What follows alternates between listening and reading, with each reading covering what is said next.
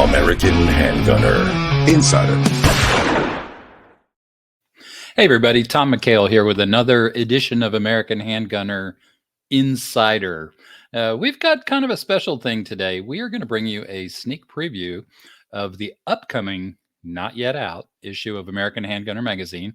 On the cover, it's labeled as our November-December 24 issue, but depending on when you see this video, it'll be shipping out to subscribers in the next day or two.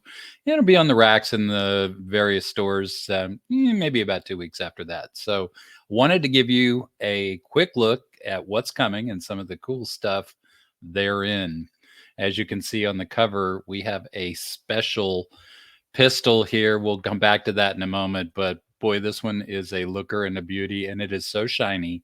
Our photographer, Rob Jones, pro that he is, I'm guessing he had some trouble dealing with all the glare on this one.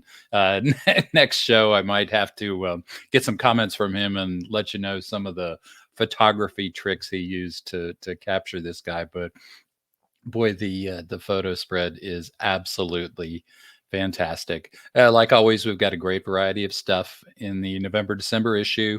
Lots of semis, lots of wheel guns for you wheel gun folks out there. And don't worry, there's a semi on the cover of this issue, but an extra sneak preview. The one after that does have a wheel gun coming. Can't tell you what it is just yet, but it is really nifty. Tank Hoover is going to bring us that story, and it is very cool. First, a little bit of bad news. If you haven't heard already, our long-term handgun hunting editor, Mark Hampton, passed away recently. It just kind of the timing of it. We're a little bit late mentioning it in the magazine because of the timing and production cycles and all that. You might have heard about it online, but it's a sad day.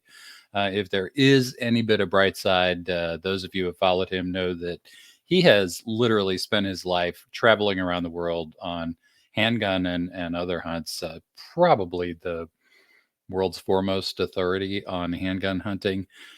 He did pass away from natural causes while on a hunt in, I believe it was Tanzania. So tough logistics there, but hey, when it's your time to go, having that happen while doing what you love is helps make the best of a bad situation. So anyway, our thoughts and prayers, excuse me, to Mark's family and friends. But we wanted you to know we have a nice kind of recap about his career in my Vantage Point column in this issue, so you can see more about that when it comes out. But I had to pull out a reader mail to start off our very popular Speak Out section this episode. Boy, this gentleman is very upset about red dot sights, and hey, it's I don't know why it's controversial. It's just a thing, but it is. Some people love them, some people hate them. Do what you like. Doesn't matter, But anyway, he seems to think it's a real disservice that we even talk about them, and anybody who needs one doesn't even deserve to own a gun. So enjoy that one coming up. Again, you'll see the cover feature. Jeremy Clow brought us this one, and he and I got to talking a few months back, and he was telling me that he could get his hands on this absolutely stunning 1911. It's a Colt, and it's in a bright, high-polished stainless steel finish. I think it kind of redefines the definition of high polish and bright, but when you see these pictures, you will be stunned. And the neatest part about it, and kind of catch a little bit of a glimpse of it here, is the grips on this thing are kind of a beautiful from the earth from Santa Fe Stoneworks, and they just could not go better with the finish on this gun. I can't show you the centerfold here. Get the magazine when it comes out and take a look at it. That would just be spoiling the party, wouldn't it? But you're going to love this one. So I do want to stop for a second and talk about a relatively new column in Handgunner called Apparatus Insignis. And the idea behind this one is we look at cool historical stuff, fascinating stories from the gun world, old, unique inventions that have some particular interest. And there is some, as you know, there is some just fantastic and stunning engineering that has occurred throughout the history of guns in general, but even just the handgun world itself. And Frank Jardim is our guy who writes these. And if you haven't met Frank, he's a young guy. Well, everybody's a young guy compared to me, but he's a relatively young guy that you would believe was literally plucked out of 1934 and kind of dropped in the 21st century here.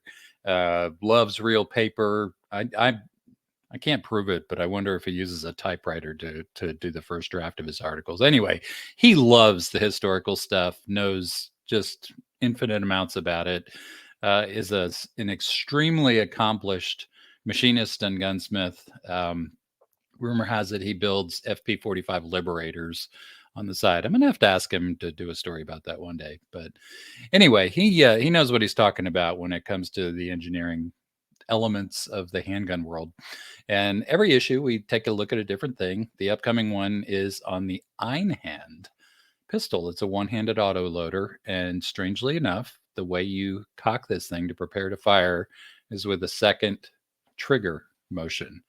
Real unusual design, but this is a fascinating read. I think you're going to like it. We're trying to get Frank on the show. I don't know if he has electricity yet, living in the early 30s. So we'll have to keep pinging him on that and see if we can get him for a quick interview on an upcoming episode of Insider. So lots more really good stuff. Our mad scientist out west in the Republic of California, Lindsay Berteman, former police officer and avid reloader, gives us some good tips on reloading at the range itself. We can all figure it out, but we know it's those extra little tips from experience that help you do it the easy way and make it work out. So if you're developing loads for one of your guns, he'll show you how to take a small set of reloading gear out there and do it on the spot at the shooting bench. Gun Crank Diaries, we all know it. We all love it. Dabs always brings us a great story in the Gun Crank Diaries. This time, he a little bit beyond belief, but he is going to talk about how a 25 ACP sub-pocket pistol was used in a military conflict and saved the day on a machine-gun-infested enemy beach. Hard to believe? It's true. Read about it in the next issue. I swear this wasn't planned, this story, but Masada Yu brings us a story about tips on shooting red dots. We all hear about I can't find the dot and it takes too long and blah, blah, blah. He's going to show you, I think it was 4 or 5 different techniques that you can use to make sure that's not an issue if you want to try shooting with the red dot pistol. But kind of in your eye there, Mr. Reader, who wrote the nasty letter saying none of us who use those can have guns. So as you also probably know by now, industry icon Mike Venturino passed away some months ago. He did our shooting iron column for years and years and has just been a great fixture in the magazine.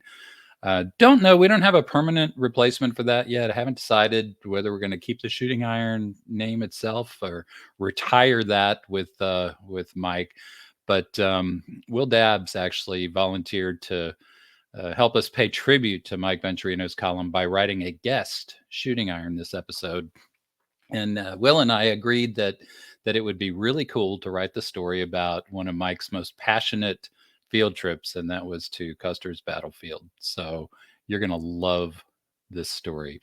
Got some new stuff in there as well. Well, relatively new compared to Custer's Battlefield.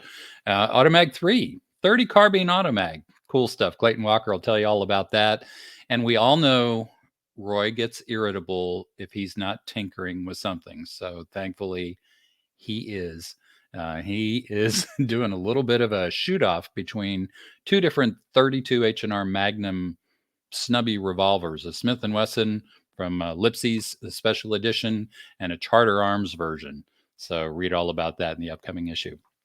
If you don't already subscribe, I encourage you to subscribe. In today's world for limited value and inflation, it is, my boss is going to hate this, but I'm going to say dirt cheap for what you get. Go ahead to AmericanHandgunner.com. You'll see at the top of the page there, right in the main menu that scrolls across the top towards the right side, you'll see a subscribe button. hit that. It takes you right to the right place. You'll get the magazine. You get it a couple weeks before the rest of the world if you are a subscriber. So do that. And again, if you want more insider, make sure and hit the like button and subscribe to this channel, the FMG Pubs channel, because we got lots of other great stuff happening on video and podcast all the time. With that said, we are out. See you next time.